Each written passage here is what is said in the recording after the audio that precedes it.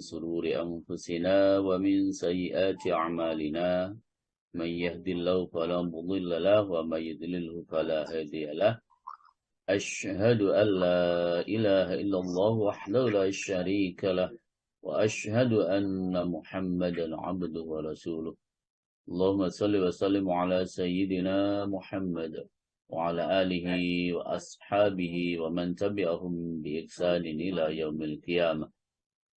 فقال الله تعالى في القرآن الكريم بسم الله الرحمن الرحيم الذين ينفقون أموالهم في سبيل الله ثم لا يتبعون ما أنفقوا منا ولا أذى ثم لا يتبعون ما أنفقوا منا ولا أذى لهم أجرهم عند ربهم ولا خوف عليهم ولا هم يحزنون.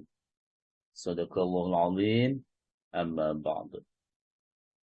Al-Mukarram Ustaz Dr. Andes Kiai Haji Sukardi yang saya muliakan, para pengurus kajian online Asyifa yang saya muliakan, Bapak Ibu, para jamaah setia di mana saja panjenengan berada yang saya muliakan.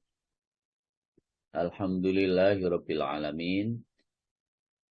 Semoga aktivitas kita pada pagi hari ini senantiasa mendapatkan ridho dan barokah dari Allah Subhanahu wa Ta'ala. Allahumma amin ya rabbal alamin.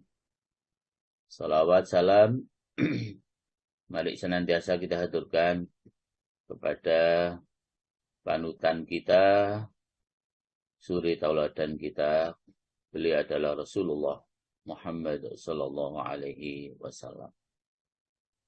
Hadirin, Bapak Ibu, saudara sekalian, rahimakumullah. Penjelasan tentang keringanan pada maksud menyatakan atau melahirkan ketaatan. Menyatakan atau melahirkan ibadah amaliyah yang sedang kita lakukan. Bapak Ibu para jamaah rahimakumullah. Ketahuilah bahwa merahasiakan ibadah, merahasiakan amal-amal yang sedang kita lakukan itu memang terdapat keikhlasan yang ada di dalamnya.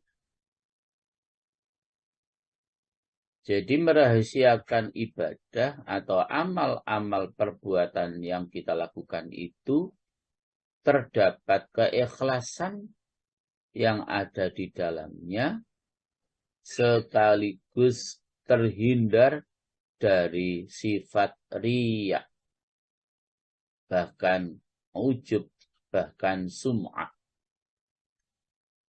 Itu konkret kalau kita selalu menyembunyikan atau selalu merahasiakan ibadah-ibadah yang sedang kita lakukan. Ibadah-ibadah yang sedang kita lakukan itu di dalamnya terdapat keikhlasan, di dalamnya pula terhindar dari sifat riya, ujub dan sum'ah. Dan saat kita melahirkan, menyatakan, mempertontonkan ibadah yang sedang kita lakukan, itu di dalamnya terdapat keinginan kita, apa yang kita lakukan itu, ibadah yang sedang kita kerjakan itu, biar menjadi motivasi dan diikuti oleh orang lain. Walaupun melahirkan dan menyatakan ibadah dengan niat agar menjadi motivasi dan diikuti oleh orang lain, kebaikan-kebaikan yang kita lakukan itu tetap saja di situ para jamaah kita wajib menjaga hati. Jangan sampai dengan kita melahirkan ibadah yang kita lakukan, menyatakan ibadah yang kita lakukan, atau mempertontonkan ibadah yang kita lakukan dengan niat agar menjadi daya dorong dan motivasi orang lain biar mengikuti ibadah seperti yang kita lakukan, dengan catatan itu juga harus tetap betul-betul kita jaga, jangan sampai muncul riya. Jadi jangan sampai muncul riya. Jadi artinya para jemaah boleh jenengan menyatakan, mempertontonkan ibadah yang panjenengan lakukan. Jenengan mempertontonkan amal perbuatan yang panjenengan lakukan dengan niat agar sekali lagi menjadi daya dorong dan motivasi untuk orang lain, agar apa yang kita lakukan ini diikuti oleh orang lain. Kebaikan-kebaikan yang kita lakukan ini agar diikuti oleh orang lain. Walaupun cara seperti itu masih rawan dengan riya. Maka mesti jaga.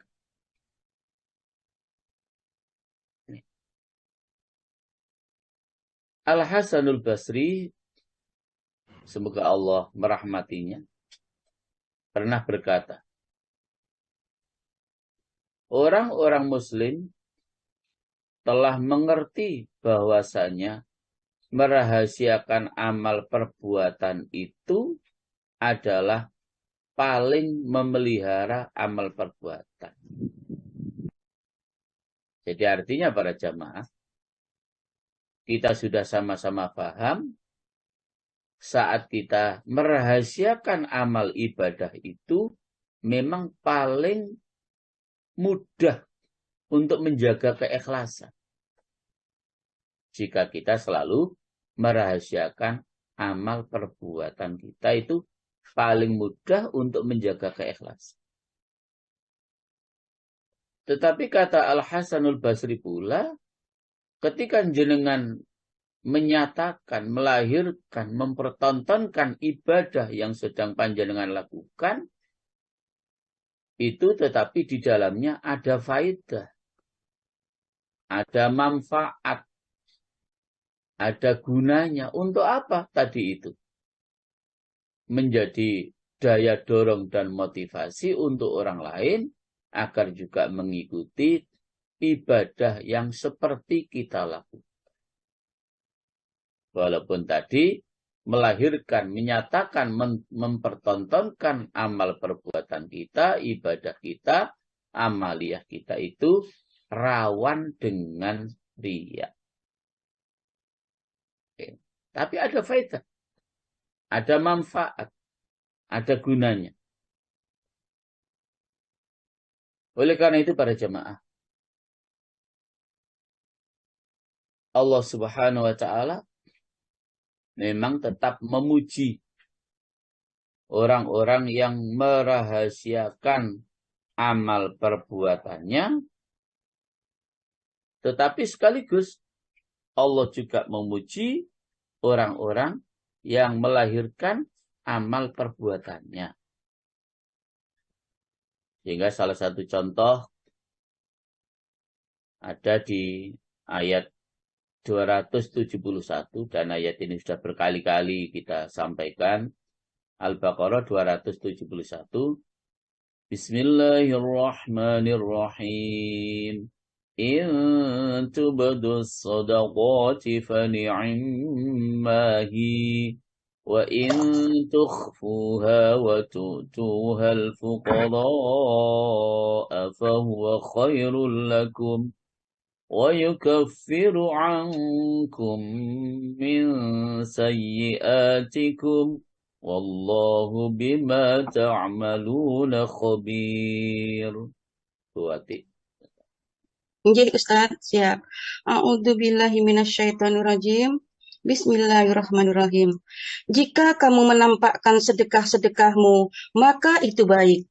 Dan jika kamu menyembunyikannya dan memberikannya kepada orang-orang fakir, maka itu lebih baik bagimu. Dan Allah akan menghapus sebagian kesalahan-kesalahanmu. Dan Allah Maha Mengetahui apa yang kamu kerjakan. Terima kasih Bu Wati. Ya, Ustaz. Bapak Ibu para jamaah, diperlihatkan sedekah kita, dirahasiakan sedekah kita, itu juga boleh. Walaupun wa in tukhfuha wa tu'tuhal fuqara'a fahuwa khairul lakum.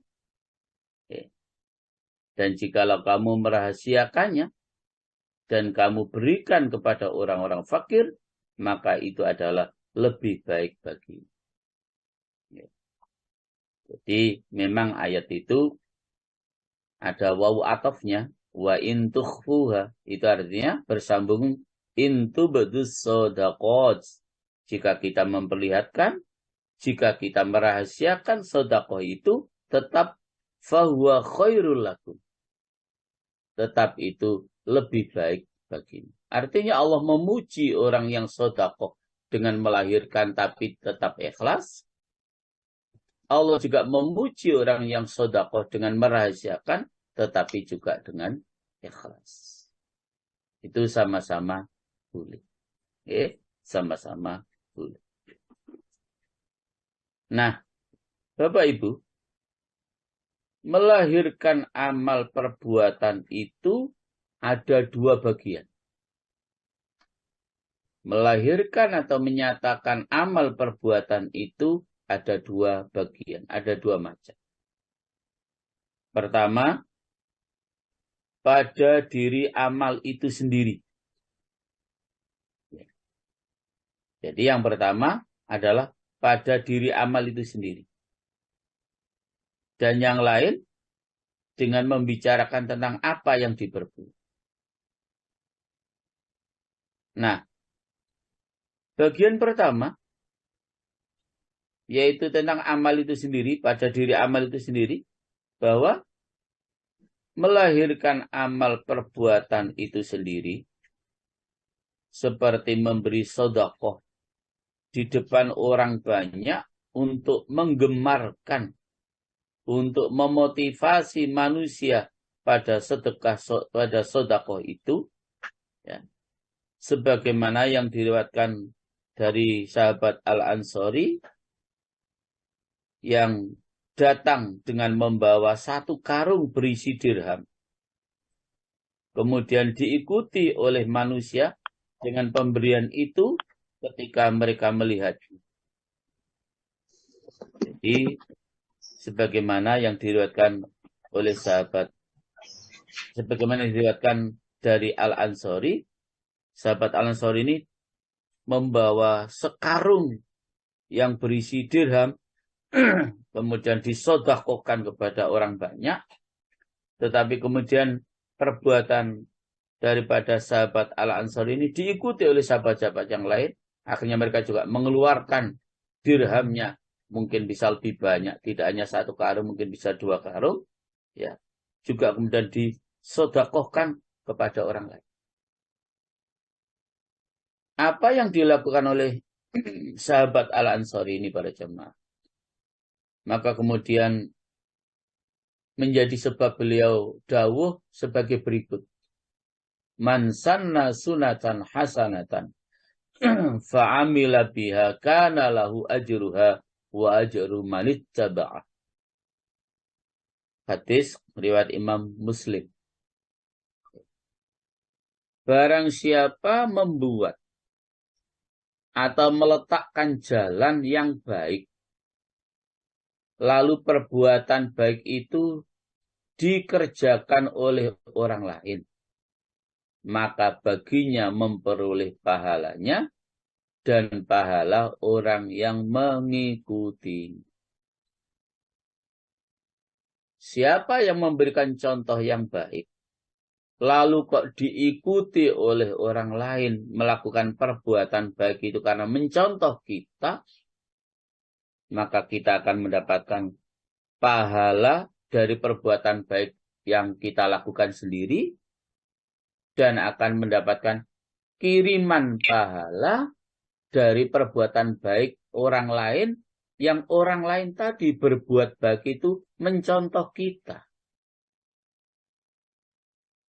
Jadi pahalanya double-double.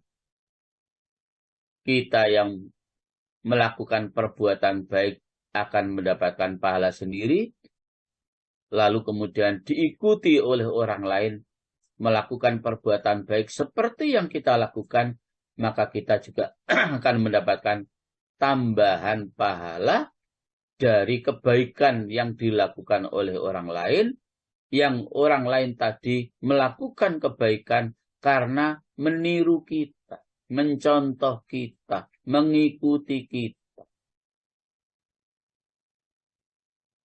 Jadi para jamaah, kalau nyatanya kita melahirkan ibadah itu dengan maksud biar menjadi motivasi orang lain, dan kemudian betul-betul orang lain itu mengikuti apa yang kita lakukan, itu memang juga diperbolehkan asal saat kita melahirkan dan menyatakan ibadah yang kita lakukan itu tetap didasari dengan hati yang ikhlas.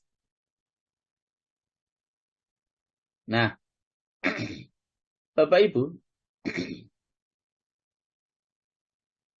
demikian pula amal-amal perbuatan kita yang lainnya.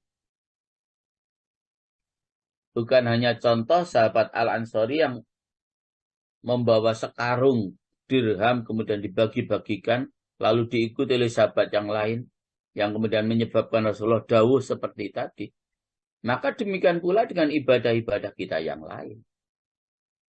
Ya, seperti sholat kita, puasa kita, haji kita, berperang kita, menghadapi orang kafir, dan lain sebagainya,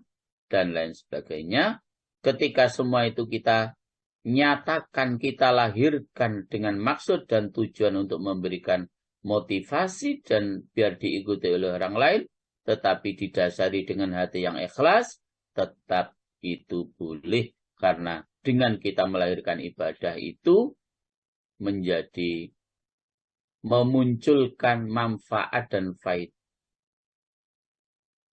Jadi bendino ndelok tanggane kok berangkat ke masjid. Maka tetangga yang dilewati itu lama-lama mikir, saya kok enggak pernah ke masjid ya? Ngapain kok saya sholat di rumah saja? Sementara tetangga saya itu aktif banget setiap waktu ke masjid. Akhirnya termotivasi. Ya sudah, kalau gitu saya tak mulai besok ikut seperti yang dilakukan oleh Bapak itu. Bisa terjadi seperti itu. Bisa terjadi seperti itu. Apalagi perbuatan ibadah atau amal perbuatan yang berat. Misalnya jihad fisabilillah. Perang menghadapi orang kafir. Itu kan butuh banyak persiapan. Ya. Mulai persiapan fisik, persenjataan, makanan, obat-obatan, lalu persiapan antisipasi. Jika terjadi ini harus kita hadapi dengan begini dan seterusnya, maka tidak mungkin saat kita mau perang jihad fisabilillah itu kemudian dirahasiakan, ya tidak mungkin. Ya, karena kita mesti bawa bekal, makanan, minuman, obat-obatan, pakaian besi, persenjataan yang canggih, dan seterusnya. Itu sengaja misalnya kita lahirkan, kita pertontonkan dengan maksud agar yang lain juga bergerak untuk berperang. Yang lain juga kemudian termotivasi untuk juga ikut jihad fisabilillah. Dan ketika kemudian apa yang kita lakukan dalam melakukan persiapan perang itu adalah tetap didasari dengan hati yang ikhlas, maka itu yang dimaksud menyatakan ibadah, melahirkan ibadah, dan membawa faedah, membawa manfaat. Untuk kemudian biar orang-orang yang lain juga ikut termotivasi mempersiapkan diri untuk jihad juga dalam membela agama Allah Subhanahu wa ta'ala. Jadi para jemaah, apalagi kalau jenengan semua itu sudah terbiasa dan istiqomah di dalam menjalankan ibadah tertentu misalnya, karena memang perintahnya khususnya bapak-bapak, sholat itu tetap saja perintahnya yang afdol itu berjamaah ke masjid. Dan saat kita berangkat ke masjid itu kan tidak mungkin kita menyembunyikan diri kita, merahasiakan diri kita. Orang kita berangkat ke masjid jalan kaki, orang kita berangkat ke masjid naik motor, orang kita berangkat ke masjid naik mobil. Bagaimana kita mau merahasiakan? Insya Allah hal-hal yang sudah secara istiqomah saya dengan panjenengan melakukan itu, walaupun kita lahirkan ibadah kita itu, insya Allah kita tetap ikhlas. Nah, lain dengan yang belum biasa, belum istiqomah. Mungkin ke masjidnya karena termotivasi di sana ada pemimpinnya di masjid itu. Di sana karena ada apa yang mengharuskan dia datang ke masjid. Nek gak ana sesuatu itu yang gak ke masjid. Nah, itu beda. Tapi panjenengan yang sudah istiqomah puasa sunnah, panjenengan sudah istiqomah sholat sunnah, panjenengan sudah istiqomah selalu sholat berjamaah ke masjid. Jika sudah istiqomah, saya yakin itu memang tetap ikhlas. Walaupun keberangkatan kita ke masjid itu dilihat oleh banyak orang. Mau dilihat, mau tidak dilihat, kalau sudah kita istiqomahkan ibadah itu, ya memang kita nggak peduli. Tidak ingin mendapatkan pujian, tidak juga takut karena celaan orang lain. Tidak. Makanya justru perintah dalam menjalankan ibadah dengan istiqomah itu jamaah, memang itu yang berat. Nih, istiqomah itu yang berat jamaah. Padahal kalau kita ini bisa istiqomah, al-istiqomatu, al-karomatu. Orang yang istiqomah itu pasti akan diberikan kemuliaan oleh Allah Subhanahu wa ta'ala. Ya. Kalau kita betul-betul bisa istiqomah di dalam menjalankan suatu ibadah tertentu. Ya tidak usah banyak-banyak. Satu ibadah saja yang bisa kita istiqomahkan. Itu Masya Allah. Sudah luar biasa. Oke. Jadi kalau orang ini itu istiqomah itu kan diberi kabar gembira dengan surga yang telah disiapkan oleh Allah Subhanahu wa ta'ala. Istiqomah setiap hari baca Al-Quran 1 makro. Istiqomah setiap pagi sholat duha minimal 4 rakaat. Misalnya. Dan yang lain. Jadi memang yang paling berat itu istiqomah. Justru ada ayat yang menyebabkan Rasulullah merasa sangat berat. Karena ayat itu memerintahkan agar kita istiqomah dalam menjalankan ketaatan kepada Allah Subhanahu wa ta'ala. Itulah menjadi ayat yang paling berat yang diturunkan oleh Allah kepada Rasulullah Muhammad sallallahu alaihi wasallam. Maka Bapak dan Ibu sekalian, demikian pula misalnya seorang laki-laki yang ketika sholat lail di dalam rumahnya sengaja baca Fatihahnya dikeraskan, baca suratnya dikeraskan. Dalam rangka untuk apa? Motivasinya untuk membangunkan keluarganya, membangunkan tetangganya, membangunkan orang-orang, menyadarkan orang-orang yang sedang melewati rumahnya. Loh, Masya Allah, Bapak itu sedang tahajud, itu sedang qiyamul lail. Kenapa saya tidak, masih keluyuran saja jam sekian? Boleh. Asal saat kita mengeraskan bacaan kita di dalam sholat lail itu, sholat tahajud itu niatnya tetap dalam rangka memotivasi agar menjadi daya dorong untuk orang lain mengikuti amal perbuatan yang sedang kita lakukan, tetapi sekali lagi dengan catatan kita tetap harus ikhlas. Itu boleh kita menyatakan amal perbuatan kita.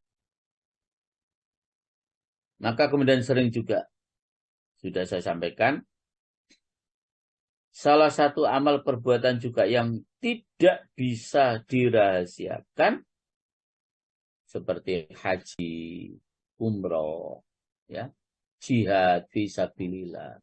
Itu kan tidak mungkin dirahasiakan. Ya, tidak mungkin dirahasiakan. Makanya perintah Allah dalam hal haji umrah itu, fa'atimmul hajja wal umrata lillah. Perintah ikhlasnya itu langsung lillah, dan sempurnakanlah haji dan umrahmu semata-mata karena Allah. Karena haji umrah, jihad fisabilillah adalah ibadah yang sangat sulit untuk kita rahasiakan. Sekalipun panjenengan tidak mengadakan walimatus safar, tasyakuran, ya, pasti akan tetap diketahui. Orang biasanya aktif ikut pengajian, orang biasanya aktif berjamaah. Ini kok sudah 2-3 hari ini ya, bapak ini, ibu ini kok tidak kelihatan. Pasti akan ada yang bilang, oh lagi umroh kemarin berangkatnya. Pasti. Apalagi ketika sudah di Saudi sana, di Mekah maupun di Madinah, di syuting, dilihat oleh orang sedunia. Tidak mungkin kita bisa merahasiakan ibadah tersebut. Maka tuntutannya, sekalipun kita tidak mampu merahasiakan ibadah yang kita lakukan, tuntutannya semoga kita tetap ikhlas. Walaupun ibadah itu kita lakukan dengan terang-terang, ya, kita lakukan dengan terang-terang. Nah, adapun amal perbuatan yang mungkin bisa dirahasiakan, seperti sedekah dan menjalankan sholat, maka jikalau melahirkan sedekah itu dapat, misalnya sedekah itu, dengan kita melahirkan sedekah dengan terang-terangan itu, kok misalnya menjadi sebab orang yang menerima sedekah kita itu menjadi sakit hati, malu, atau setelah kita kasih sedekah lalu kita melakukan perbuatan yang menyakitkan hati orang itu, maka kalau sedekah yang mau kita berikan itu menjadi sebab orang lain itu menjadi sakit hati, maka melahirkan sedekah itu menjadi tidak diperkenankan.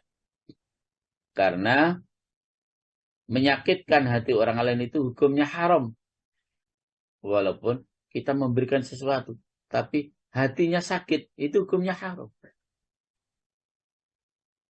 Maka kalau seperti itu para jamaah, kita harus pandai menyikapi, berarti kita harus memberikannya sedekah kita kepada orang lain itu dengan secara rahasia. Dan ketika kita bersedekah itu menjadi sebab orang lain itu hatinya sakit karena perbuatan kita, maka sedekah kita itu sia-sia para jamaah. Ada 2 ayat setidaknya dalam Al-Baqarah 262, sebagaimana tadi yang sudah saya bacakan di dalam muqaddimah. Demikian pula yang kedua 264.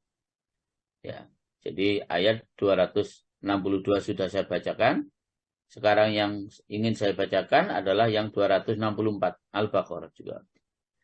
يا أيها الذين آمنوا لا تبطلوا صدقاتكم بالمن والأذى كالذي ينفق ماله رئاء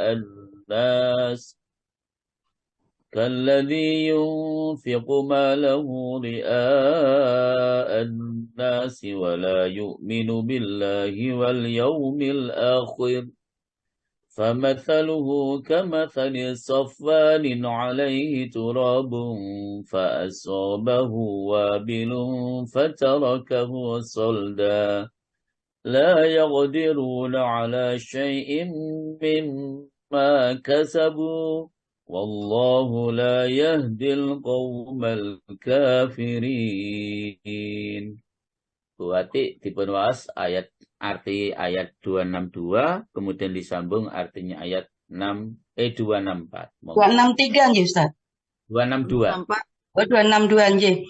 264. Orang yang menginfakkan hartanya di jalan Allah kemudian tidak mengiringi apa yang dia infakkan itu dengan menyebut-nyebutnya dan menyakiti perasaan penerima. Mereka memperoleh pahala di sisi Tuhan mereka. Tidak ada rasa takut pada mereka dan mereka tidak bersedih hati.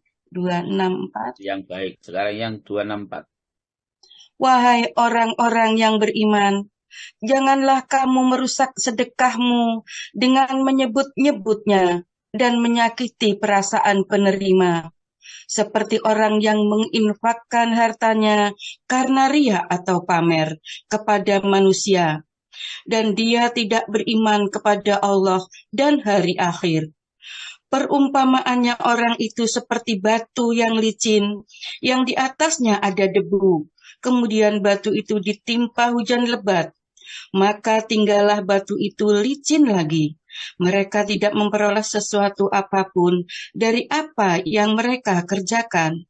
Dan Allah tidak memberi petunjuk kepada orang-orang kafir. Terima kasih, Bu Ati. Iya, Ustaz. Para jemaah rahimahullah. Jadi harusnya kita sedekah itu seperti petunjuk ayat di 262. Ya. Kalau tidak seperti yang kita lakukan di ayat 262, maka menjadi seperti di 264.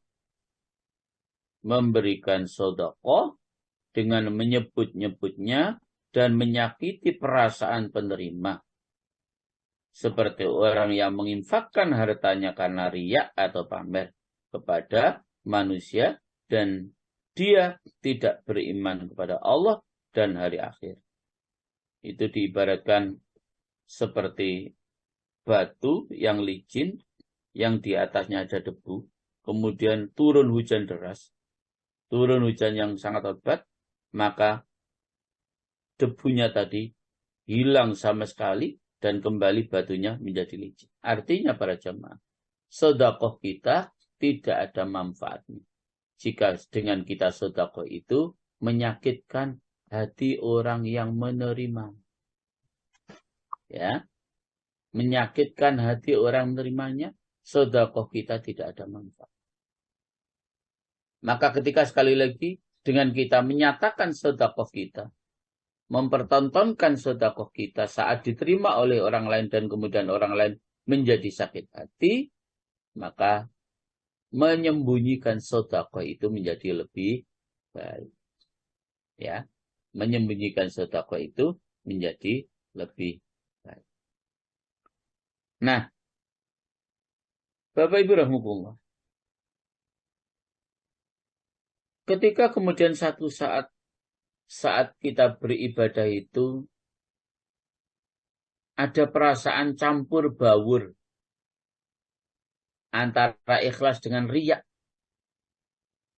Ya. Campur baur antara ikhlas dengan riya.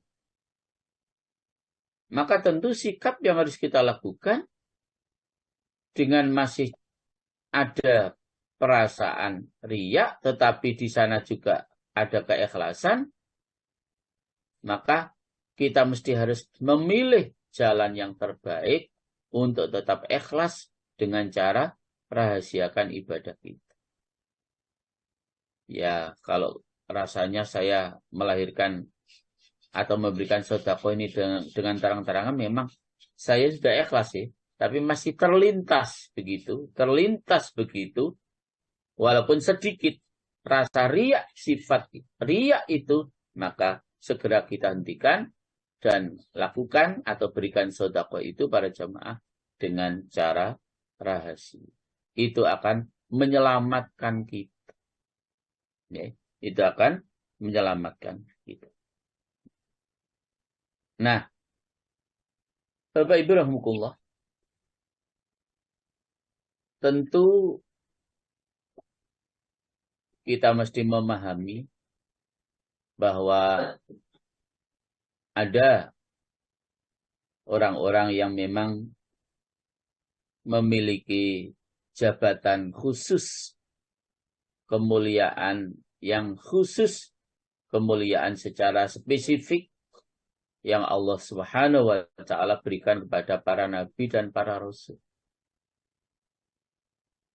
Jadi kalau para nabi dan para rasul menyatakan ibadah itu sesuatu yang harus beliau lakukan.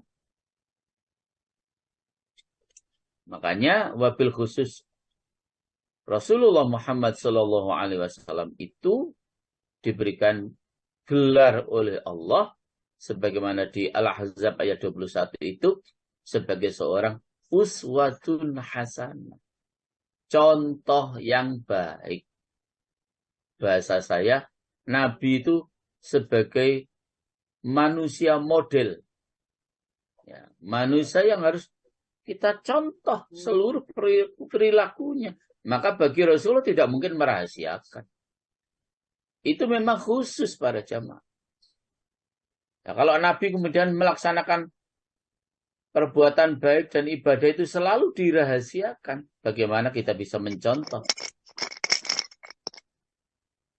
Maka untuk para nabi, para rasul itu memang secara khusus.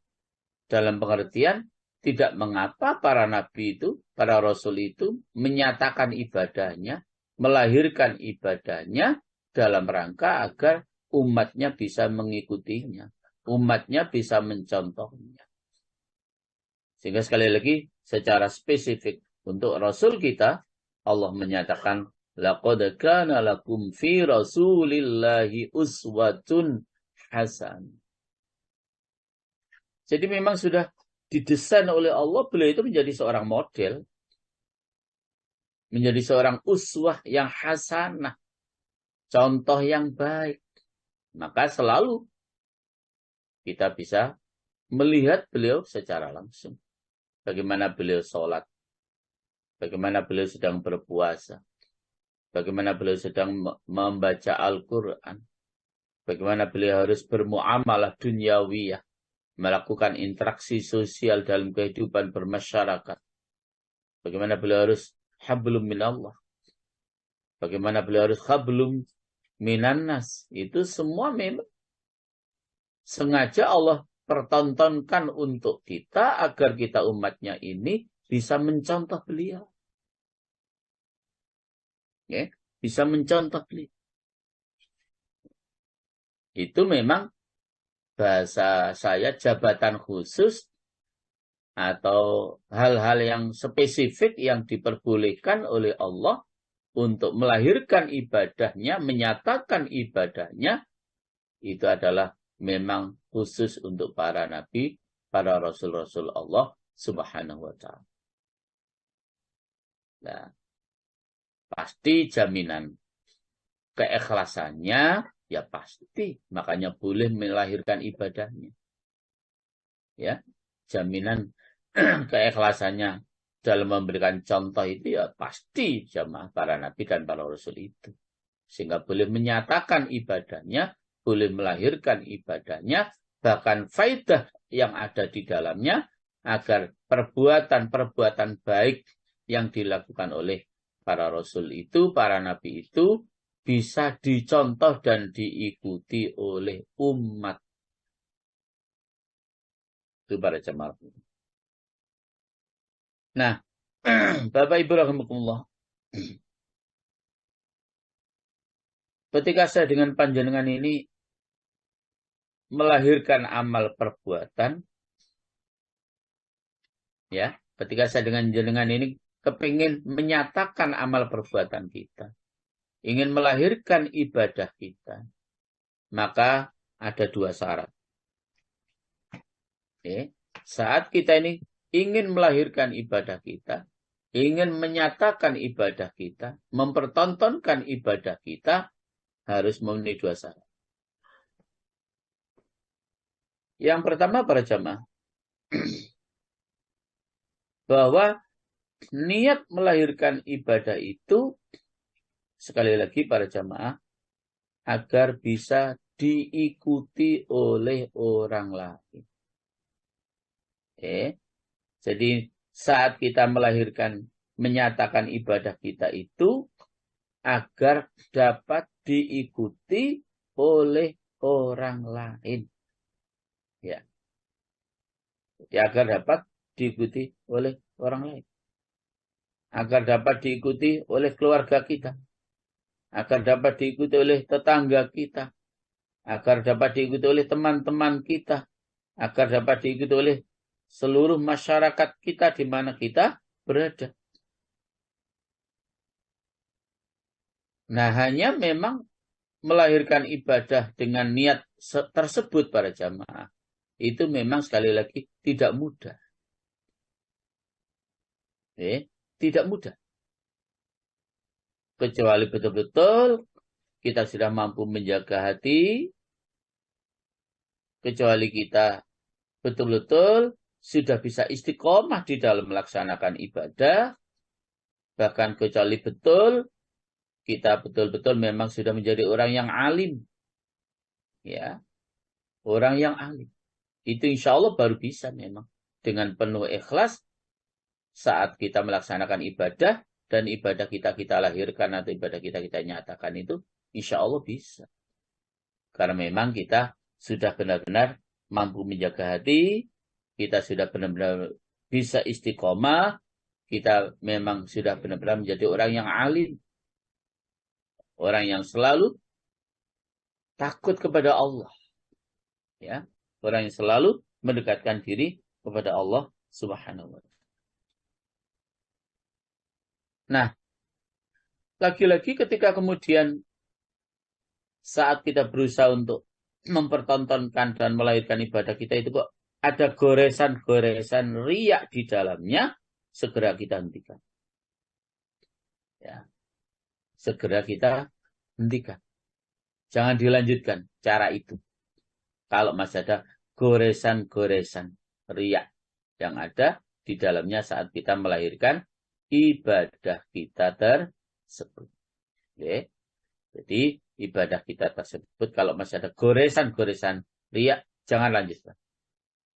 Tetapi ketika betul-betul kita sudah mampu menjaga keikhlasan saat kita sedang melaksanakan ibadah yang kita lahirkan itu, yang kita pertontonkan itu, ya monggo. Biar itu menimbulkan faidah agar orang lain bisa mengikuti apa yang sedang kita lakukan.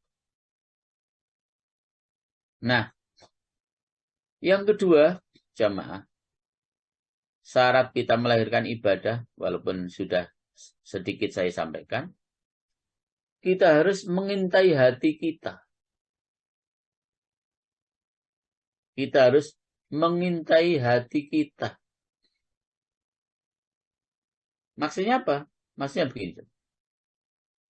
Ini nanti kalau yang ini saya lakukan dengan terang-terangan, bisa nggak saya tetap menjaga keikhlasan? Oh, yang ini nggak bisa saya. Maka jangan lakukan. Tapi misalnya, yang satunya misalnya, seperti yang saya sampaikan tadi, karena kita memang sudah bisa istiqomah, sholat berjamaah ke masjid, ya sudah, jalan aja biasa. Nggak usah kita merahasiakan perjalanan kita menuju ke masjid. Dan kita sudah mampu memproteksi diri bahwa dengan saya berangkat ke masjid untuk sholat berjamaah itu memang saya sudah terbiasa. Jadi artinya tetap ikhlas walaupun disapa orang kanan kiri atau bahkan kita yang menyapa. Atau bahkan orang yang menyapa, oh tindak masjid Pak, oh enggak, Pak tindak masjid, enggak. Walaupun disapa orang, tapi karena kita sudah yakin mampu menjaga keikhlasan karena keistiqomahan kita, ya monggo. Jadi bisa saja ibadah tertentu kita belum bisa menjaga keikhlasan. Ibadah tertentu ternyata kita sudah mampu menjaga keikhlasan. Karena sudah menjadi wiritannya, misalnya setiap hari harus baca Al-Quran, mau ada tamu, mau tidak ada tamu, mau didengar orang, mau tidak didengar orang, tetap saja kita baca Al-Quran karena memang kita sudah istiqomah. Maka tidak peduli bacaan Quran mau didengar orang atau tidak, mau didengar tetangga atau tidak peduli, karena memang kita sudah istiqomah. Kalau kita mampu mengintai hati kita dalam ibadah-ibadah tertentu, memang kita bisa ikhlas lakukan ibadah kita dengan kita pertontonkan ibadah kita, dengan kita lahirkan ibadah kita. Tapi pada ibadah-ibadah tertentu, lalu kita mengintai hati kita, oh saya belum bisa ini ikhlas 100%. Ya sudah, maka jangan dilakukan. Ya. Jadi dua syarat itu, yang pertama niatnya melahirkan ibadah biar diikuti oleh orang lain, dan boleh niat seperti itu, seperti hadis riwayat Imam Muslim tadi itu. Maka demikian pula ketika kita sudah yang kedua mengintai hati kita, tetap saya bisa ikhlas, maka boleh pula kita menyatakan atau melahirkan ibadah yang akan kita lakukan. Makanya para jamaah, kemudian yang mesti kita jaga para jamaah, jangan sampai dalam hidup ini saya dengan panjenengan memberikan contoh perbuatan yang jelek, yang kemudian itu diikuti oleh orang lain. Maka di samping kita mendapatkan dosa karena perbuatan yang kita lakukan sendiri, akan mendapatkan tambahan dosa dengan orang lain mengikuti perbuatan jelek yang kita lakukan. Naudzubillah min dzalik. Sehingga saya tidak ngerti siapa yang dulu membudayakan korupsi di Indonesia ini, siapa dulu yang memberikan contoh korupsi dulu di Indonesia, siapa? Dan itu diikuti sampai sekarang. Masya Allah, betapa berat. Siapa yang dulu memberikan contoh pakaian yang miniskirt, yang sangat ketat sehingga lekuk tubuhnya kelihatan seperti tidak berpakaian. Siapa dulu yang memberikan contoh pakaian dengan yuken sikel, kelek ketok. Lalu kemudian itu diikuti oleh orang lain. Masya Allah. Berat para jamaah. Sangat berat. Makanya para jamaah Allah mesti selektif dan hati-hati. Jangan sampai kita memberikan atau melakukan perbuatan jelek yang kemudian perbuatan itu diikuti oleh orang lain yang berakibat sebagaimana yang sudah saya sampaikan. Bapak Ibu rahimahullah, yang kedua yang terakhir. Yang pertama tadi tentang amal itu sendiri, ya. Yang kedua, seseorang membicarakan dengan apa yang diperbuat sesudah selesai dalam melaksanakan ibadah. Nah, jadi seseorang membicarakan dengan apa yang diperbuatnya sesudah selesai melaksanakan ibadah. Nah, kalau kemudian setelah ibadah pun kita masih menceritakan ibadah yang kita lakukan kepada orang lain dengan niat riak tadi, maka para jamaah itu yang harus kita jaga dan itu yang harus kita antisipasi. Jangan sampai kemudian setelah ibadah kita lakukan dengan ikhlas, tapi saat ibadah kita lakukan dengan ikhlas, tetapi setelah ibadah kita masih cerita kepada orang lain dan itu menimbulkan perasaan riak dari kita, maka Itu pun para jamaah harus betul-betul kita jaga, jangan sampai itu kita lakukan. Bapak Ibu rahimakumullah. Sehingga sahabat Umar bin Khattab radhiyallahu anhu pernah berkata, aku tidak mempedulikan aku menjadi di atas susah atau di atas senang. Karena aku tidak mengerti manakah di antara keduanya itu yang lebih baik bagiku. Jadi artinya tidak peduli sahabat Umar ini dengan kondisi senang, kondisi susah, aku tidak peduli. Senang maupun susah, saya tidak tahu mana yang lebih baik buat saya. Tentu yang lebih baik buat kita, jamaah, dalam kondisi senang maupun susah, yang penting kita tetap ikhlas. Itu yang menjadi kunci. Demikian pula, Shaddad bin Aus berkata, aku tidak berbicara satu ucapan semenjak aku masuk agama Islam. Sehingga ucapan itu aku ikat dan aku tahan dengan tali hidung kecuali ucapan ini. Nah, jadi artinya saking hati-hati menjaga ibadahnya. Nggak pernah setelah masuk Islam lalu berbicara tentang ibadah yang ia lakukan. Itu upaya dalam rangka menjaga agar tetap ikhlas di saat sedang beribadah kepada Allah Subhanahu wa ta'ala. Para jamaah, rahimakumullah. Memang sekali lagi intinya adalah kembali kepada hati kita. Mau merahasiakan ibadah, tidak apa-apa, yang penting ikhlas. Tetapi memang merahasiakan itu lebih banyak ikhlasnya. Mau menyatakan ibadah, tidak apa-apa. Yang penting juga ikhlas. Nah, kalau kemudian tadi di taksin Al-Quran saya tidak membacakan ayat-ayat yang sudah ditentukan tadi, ya bagaimana jangan bisa mengikutinya. Ya memang harus dibacakan. Ya. Memang harus dibacakan, walaupun saat membacakan itu harus tetap ikhlas. Demikian pula jenengan. Ketika ditunjuk oleh Bu Dwi, silakan Bu Sri Wresti, silakan Pak Sulis dibaca. Saat jenengan baca juga harus tetap ikhlas.